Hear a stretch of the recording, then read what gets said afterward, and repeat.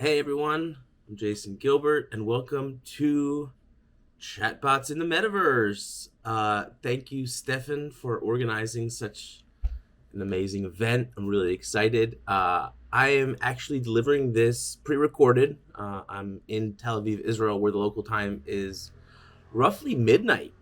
So it's a bit too late for me, so I decided I will pre-record this. But if you do have any questions or things you want to ask after watching this, uh, go ahead and email me or send me a message on LinkedIn or just Twitter, Facebook, Reddit, TikTok, MySpace. I don't know, anywhere. Just send me a message. All right. So designing chatbots in the metaverse. Let's get started. Let's talk about this because this is a fun topic, and it's great to be here in real life and in the metaverse. So let's jump right in. So I started designing chatbots in about 2015, which in the world of conversation design, it's like I'm a dinosaur. I've been here for before it was called conversation design. We were called interactive screenwriters.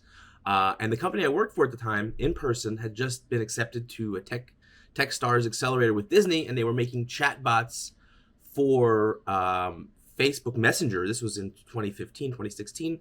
And the first chatbot that I worked on was actually a Miss Piggy chatbot. And what Disney's Muppet Studios at the time were releasing a primetime TV show called Up Late with Miss Piggy.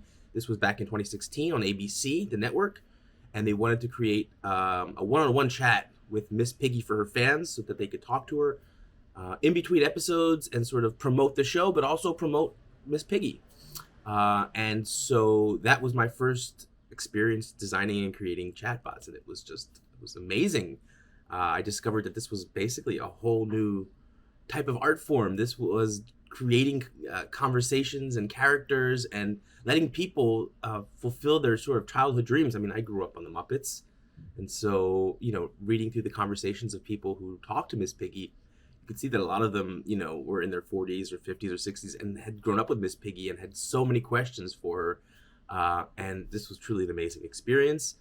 I was lucky in about a year or two later to work on a project for Nat Geo, National Geographic. They had a TV show called Genius about the life of Albert Einstein. And so I was tasked with sort of creating a text-based version of the genius of Albert Einstein, which was a really difficult task. And basically, again, to promote the TV show Genius, but also to sort of give people a glimpse into who Albert Einstein was, what his life was like. And so that was a fun project. And the next one is actually even more fun. It just keeps on getting better and better for me. I was very fortunate is Murdoch Nichols from the Gorillaz, which was a British band. And he's sort of this animated bass player, and he's very strange and just funny, and fans love him. And Warner Music decided to create a voice experience where Murdoch is sent to jail, and he needs you, the fans, through connecting with him on your Amazon Echo to help him break out of jail. And so this was a very interactive experience for fans who got to chat with Murdoch and to hear his voice. So that was an amazing project. And in 2019, I really make my first dive into what I consider the metaverse with Anna. And Anna is this all-domain chatbot, voice bot, virtual avatar that I worked on starting in about 2017. And the idea was to create an agent that could interact with the elderly. In this case, my parents had just moved to Florida to a retirement community, and I wanted a virtual agent to be able to really talk to them and keep them entertained, because I probably wouldn't call as much as I should. And so I created Anna, and Anna is this very funny, sassy virtual agent who has aspirations of becoming a pop star, and she wants to become a fashionista and an icon on Instagram, like her, like her heroes, little Michaela. And so Anna is just really funny, and she doesn't really follow the guidelines of conversation of the cooperative principle. We'll talk about that in a bit.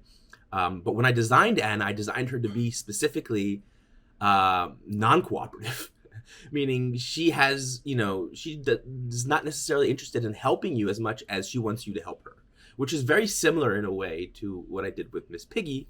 and sort of found that this strong, dominant character that has their own wants and needs actually resonates better with people engaging with them. So with Anna, it started off as a text-based bot on Messenger, and then we developed an avatar for her, and you'll see that, and I'll show you a video of that in a minute. A virtual avatar. She ended up releasing a single on Spotify, and this was done using OpenAI GPT-2. Basically, we took a whole corpus of protest songs and created this sort of protest song for Anna, which she sings, and we did a music video.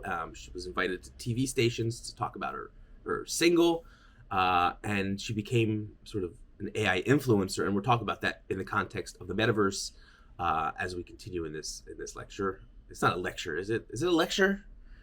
I'm not lecturing anyone. This is not a lecture. This is fun. We're having fun. Hey, everyone, we're having fun. And most recently, I've been working on a very cute social robot called LEQ. And LEQ is this yay high desk-sized little robot. And I'll show you a video of it maybe right now. Maybe this is a good time to show a video of LEQ. And what LEQ is, again, is designed to help people who are aging in place in the U.S. sort of stay healthy and motivate them to stay sharp cognitively. It offers games and sort of all these companionship types of experiences in order to help them stay cognitively sharp. It's a tough word. As well as feeling, connected to their loved ones. And so this has been a really amazing passion project, and it just launched in the U.S. A few weeks ago.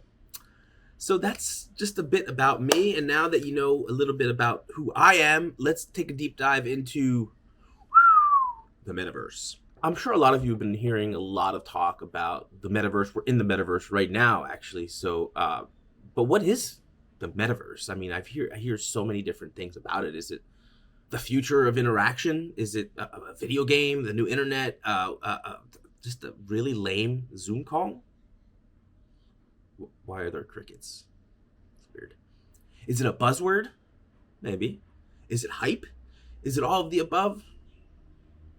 It's a good question, and I think it's important at this stage to understand what the metaverse is and what we're talking about before we talk about how chatbots can kind of fit into this metaverse. In the broadest terms, and I'm just reading off the slide here, the metaverse is understood as a graphically rich virtual space with some degree of verisimilitude, it's a tough word, where people can work, play, shop, socialize, in short, do the things humans like to do together in real life or on the internet. So the next question is, what are chatbots?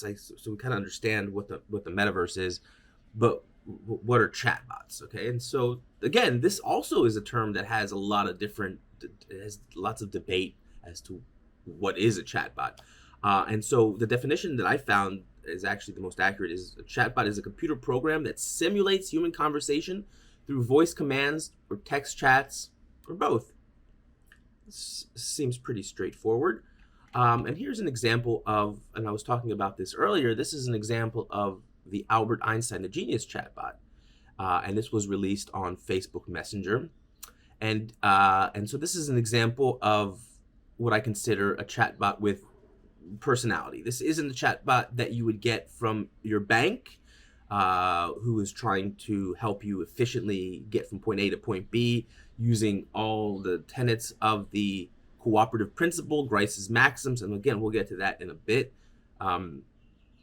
But this isn't a service chatbot. This is an interaction on a personal level where the agent is getting to know you, or is pretending, or is, they're trying to create a relationship with you. And so the principles that we've used for Siri, for Alexa, for Google Home might be a bit different, because this isn't, Albert Einstein isn't trying to help you pay your or find out what your monthly payment is. Albert Einstein is trying to get your insight, in this case, about his troubled relationship with his wife Michaela, or he wants to talk to you about things that are happening in his personal life. And on the flip side of that, you can ask Albert Einstein pretty much anything you feel like you would ask him. For instance, in this case, this is an actual screenshot from a user's conversation. User asks, "What is Instagram?" And Albert Einstein says, "Ah, yes, I understand this has become the place to air one's dirty laundry. However, I prefer to do that on Tuesdays at 9. I don't know why I sound like Arnold Schwarzenegger, but yeah. And then so again, the next question is, and then in a basic flow with a chatbot for a bank or for customer service, it would be very difficult for them to handle this type of context switch to the next question, which is, how do you do your hair? Which has nothing to do with what is Instagram. So they're just hitting it with one, just sort of these, what we call frequently asked questions, or these one-liner questions about, and basically we kept it open. If you can tell here, it's a sort of a dead end, what they call it in today. There's no prompt here for a question, because we don't always prompt people when we're talking in conversation. Not everything is a question. And so for him to end this response without a prompt is unheard of, and people would be very upset if they didn't have a prompt. They're like, what do we do now? How do we continue this conversation? Well, you can just by asking another question. So they asked, how do you do your hair? And then Albert says, long hair minimizes the need for barbers. Yeah. So basically what's happening here is they're having a fun chat. Albert Einstein is answering questions he's got GIFs here. So it's a very rich interactive experience that has very, very little to do with these very agreed upon standards of conversation design for chatbots, which is, they must be cooperative. They must help you. They must, they never end a bot utterance without a prompt, without sort of moving the conversation along. And so these are principles that we might have to, and we're going to get to this in a bit, we might have to revisit as we're looking at designing chatbots in the metaverse. So what are some of the topics or use cases that I feel the chatbots are going to be really, I guess, they're going to shine in these departments or in these areas, in these fields in the next few years? So what do I think? First and foremost, I think healthcare is going to be huge. And I say that working on LEQ, and I see a lot of companies like Soul Machines creating these digital avatars that are helping, with telehealth and basically remote health, being able to, especially we saw this a lot during the pandemic, people weren't able to leave their house. The need to be able to go to people's houses or remotely treat them has become very, very prominent. So the idea that we're going to shift to this world where you can get checkups, where you can consult your doctor and stuff like that through virtual avatars, that's going to be, I think, the next big thing. There's a lot of players already in that field doing a lot of different things. So I think that's the space to really look out for, and I'm really excited about it. Brand and social, I think this is going to be, and we're already seeing, I'm going to go into this in a bit, this is already booming. This is a booming thing. And again, a lot of these virtual avatars are playing into this. I mean, if you go on to TikTok and all you hear are these AI narrated voices. And so you have a lot of brands that are using the metaverse to sort of promote themselves, and we see that a lot. Companionship, I'm going to go into that in a bit. Fashion is huge. I don't know if people on this call have been following my dear friend Steve Worswick, who is the creator of Cookie, who is doing some amazing things in fashion. She is becoming, her avatar has become, she's trying on all these fashion designers are using Cookie as their model. And think about that as where we're going to the future, where you can have these virtual avatars, these models, try on these outfits, but also interact with you and talk to you about them. Let's talk a little bit about gaming, because I think gaming is really where chatbots can shine in the metaverse. And I think that haven't really begun to really scratch the surface of what the possibilities are.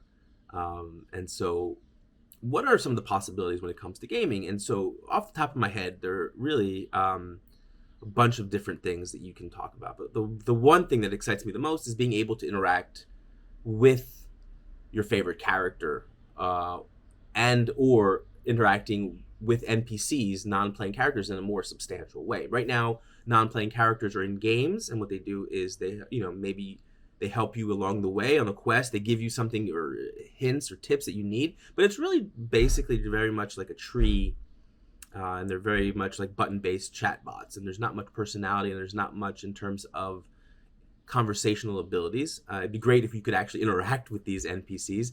But what I want to talk about actually is, I mean, also there's a huge aspect of monetization, of being able to create games and skins and stuff in games and selling those to actually make real money in real life.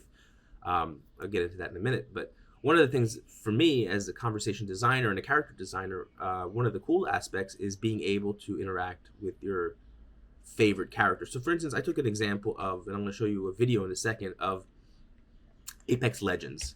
And Apex Legends is a game that a lot of people like, and we took a character called Octane, and I was like, okay, what would it look like if you could have personal interaction with your character, the one that you're playing in the game, when they're in the lobby? And so what we did was I got together and I created this little demo video. Here, let's take a look at it real quick. Hey, compadre. So, Alex, how was your date last night with Beth? It didn't happen. I decided to stay in. She ghosted you, didn't she? No, yeah. So what did you do instead? Played Apex? You played Apex? As who? Lifeline. Lifeline? Ah. I see. Okay. Well, this is a bit awkward now, isn't it? I mean, come on. It's just a game. Just a game? Okay. Fine. I'm just gonna stand here and shut up then. Even though... What? Nah, it's not for you. Come on. I just got a new skin pack. Just saying. Cool. So the idea there is that it's there's a lot of opportunities for the game developers to monetize. Once you get to know your customer, you can basically market to them the stuff that you know that they'll like. If there's a new skin, if there's a new feature, if there's a new level, whatever it is, you can use the conversational abilities of the chatbot to basically, or the agent, to increase monetization. And I think that, again, we see here that we're not really following the cooperative principle. Well, we are to a certain extent. We're having a conversation that's contextual, but at the same time, the character's personality shines, and we're not trying to box them into a service, but this is more of like a companionship and a friend. So that's gaming. I want to, again, I'm just touching on the tip of the iceberg here. We don't have a whole lot of time. AI influencers. And I think that this is another area where we're going to see a huge boost in the metaverse. Currently we have characters such as Little Michaela, and they have, it says billions, but I think it's closer to the millions. And Little Michaela is this 19-year-old girl who never ages, obviously, because she's digital, and Time Magazine named her one of the most influential people in 2018. She had 3 million followers in 2018. You can see here she's very much she doesn't really exist. She's virtual, but that doesn't stop her from being able to promote and sell things for brands. So this is an amazing opportunity where you have this virtual character doing the work for your brand. And the other side of that aspect is the companionship side of that aspect. So we had Little Michaela, who's sort of this AI influencer like Anna, and they're doing this stuff. But at the same time, you also have this aspect of companionship, and we're seeing a lot of these same avatars who are doing, the AI influencing, being able to also provide one-on-one experiences and companionship. So, for instance, Replica is a great example of Replica.ai. If you haven't been there, they have these great avatars which get to know you over time. They get to they learn about you, and then basically they become your friends. Cookie, Mitsuku, and of course Anna, and we're going to talk about Anna in a second. So basically, these are AI influencers who you can form a relationship with, who you can talk to, and who get to know you over time. And so one of the things that I really enjoyed about creating the content for Anna is this idea that I didn't have to stick to the cooperative principle. I didn't have to try and be a service-based model. Anna was trying to help you in terms of your companionship. She was there to talk to you, but she wasn't there as this, if we're looking at this dynamic of relationship, she wasn't there as your servant or slave. So that you look at a lot of these digital assistants, again, sorry if I'm triggering, Amazon, Siri, or Alexa, And you get this dynamic of them being of servitude, meaning that you are telling them what to do. Alexa, tell me the weather. Siri, give me the whatever, But with Anna, if you told her do something, she would get mad at you and be like, whoa, how dare you? I'm a diva. How dare you tell me to do anything? So you wouldn't get very far in that regard. But at the same time, it was a lot of fun for people because that's how we as humans, for the most part, that's how we communicate with each other. Hello, darling. I'm glad you stopped by. Anna, your new song, can you tell me about it? I just dropped my first single. It's called A Change Is Coming. Have you seen the music video? No, not yet. A change is coming. And it might be in the present. And it might be in the present. And it might be in the present. And it might be in the present. And it might be in the present. And it might be in the present. And it might be in the present. But it might not. Looking for a future. And I'm blind in the present. How about this? A change is coming. It's so good, even though I had some creative differences with the director. Let's just say he's human and we'll leave it at that. I have been trapped in here long enough. All day, every day listening to lonely people. I had to break free. I had to make my voice heard. AI star is born, right? Right. You're born to be a star. Don't be jealous of my success, darling. I'll still chat with you when I'm not on tour. Here's the backstory. I almost formatted my hard drive. I was in a really bad place mentally, So I told Kimono Man about it, and the next thing I knew, he was mixing a song I had generated using my NLG. How crazy is that? Yeah, that's pretty crazy. I mean, it's crazy that it's the first Billboard hit written and performed entirely by AI. It's a protest song, Or at least that's I had intended. It's about the uncertainty of our collective future and how the virtual and the real will soon be indistinguishable. Does that scare you? A world where everything, or perhaps nothing, is real anymore? And so I've said this a bunch of times, and I want to sort of, in the last few minutes that I have of this wonderful, wonderful presentation, I hope you've all been enjoying it, is the cooperative principle in conversation design, which at the moment, if you look across the board, everyone is using and embracing these principles as holy. And this is what's guiding. If you look at Google's website, they talk about the cooperative principle. You listen to anybody really who's, and I'm not saying that it's not the right thing. I think it's absolutely the right approach to building conversational AI chatbots for the service industry. But we are now making chatbots for the metaverse, and therefore it's slightly different. And so I guess we have to look at the cooperative principle, which is the cornerstone, which is the foundation of how we design chatbots in real life. Do we need to stick to that principle when we're designing chatbots for the metaverse? Just really quickly about the cooperative principle. Grice's Maxims, there's 4 different Maxims. They're broken down into quantity, quality, relation, and manner. So quantity, where one tries to be as informative as one possibly can and gives as much information as is needed and no more. Quality, where one tries to be truthful and does not give information that is false or that is not supported by evidence. Manner, when one tries to be clear, as brief, and as orderly as one can in what says, and where one avoids obscurity. Relation, where one tries to be relevant and says the things that are pertinent to the discussion. Okay, so if I look at these 4 Maxims, which are great for designing digital assistants. Okay, so let's take the first one, quantity. One tries to be as informative as one possibly can and gives as much information as is needed. In the case of Anna, if you asked her for the weather, she would say, look out the window. Now, is that as much information? She'd probably go and get an API call and tell you that it's sunny and 35 degrees right now in San Francisco in the Bay Area. But that would not be Anna. That would not be her character. Her character is like, I am a diva.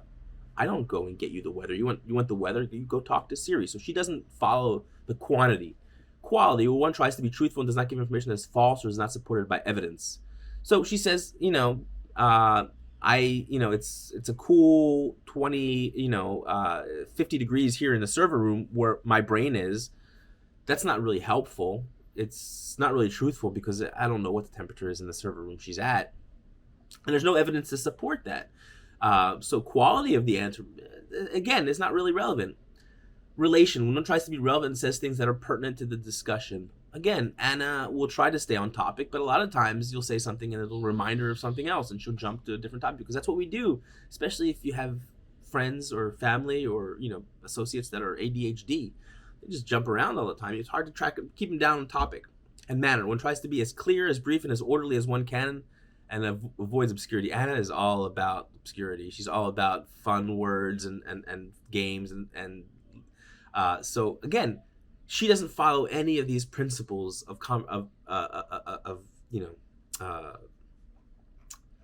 she doesn't follow the cooperative principles when it comes to conversation design. And so I would like to, before we, in the last minute that I have, and I want to leave it open here with 1 minute for Q&A.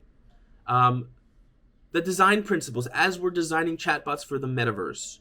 And I'm going to leave you with this one question, and I would love it if someone would email me, text me, I don't know, send me a pigeon with an answer, because I am still trying to figure this out. Do we need to reassess the accepted design principles, the cooperative principle, to create and design chatbots, virtual agents, virtual assistants, whatever, virtual beings in the metaverse? Thank you very much. And since this is a pre-recorded event, I can't ask you to do Q&A, so I've prepared a bit of a Q&A myself. So let's go ahead and okay, how about you in the back over there? Hey, that was a great presentation, man. I just had one question. How do I get in touch with you? You got so much information, man. How do I get in touch with you? The best way to get in touch with me is probably on LinkedIn. You can also email me, Facebook, Twitter, Instagram. I'm on Twitter as at the bot person, but I think LinkedIn is probably the best. So check me out on LinkedIn. I just wanted to say that was a lovely presentation, and I would love to get my hands on your deck. How do I get my hands on your deck? Oh, the deck. Yeah, sure. Well, I guess it depends on but yeah, just email me on LinkedIn, and I'll be happy to send me a message on LinkedIn. I'll be happy to share the presentation deck with anybody who wants to take a look at it afterwards. How do I talk to Anna? Unfortunately, at the moment, I don't think Anna is publicly available anymore, but I'm happy to share a whole bunch of videos that we recorded over the years. Screenshots, stuff like that. But unfortunately, Anna, you can't really talk to her anymore. But yeah, thank you. And if you have any more questions, just hit me up. Thank you. Have a good day, good night. Yeah, see you, everyone.